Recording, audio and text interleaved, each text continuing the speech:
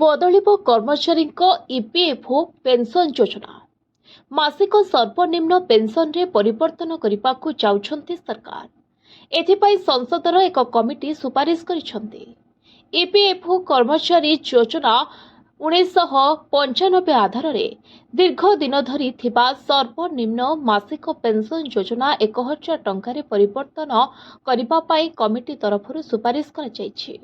ଏହି ସୁପାରିଶ ସେହି ସମୟରେ ହୋଇଛି ଯେତେବେଳେ ପେନ୍ସନ୍ଧାରୀମାନେ ପେନ୍ସନ୍ ରାଶିକୁ 7500 ଟଙ୍କାକୁ ବୃଦ୍ଧି କରିବା ପାଇଁ ଦାବି କରୁଛନ୍ତି।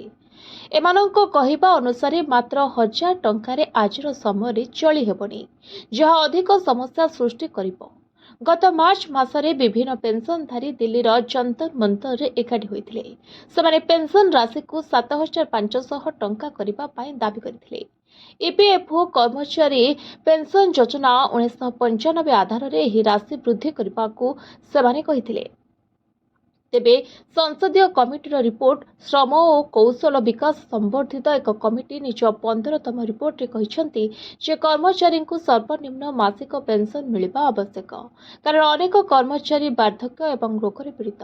ତେଣୁ ସର୍ବନିମ୍ନ 1000 ଟଙ୍କା ପେନ୍ସନ୍ ରାଶି ସବୁ ଅଭାବକୁ ପୂରା କରିପାରିବ ନାହିଁ। ଅନେକ ପେନ୍ସନ୍ ଭୋଗୀ ସର୍ବନିମ୍ନ ରାଶି ବୃଦ୍ଧି ପାଇଁ ଦାବି କରୁଛନ୍ତି। ଏନେଇ କମିଟି ଅଭିଯୋଗ ମଧ୍ୟ ପାଇଛି। Report voice of Odisha live.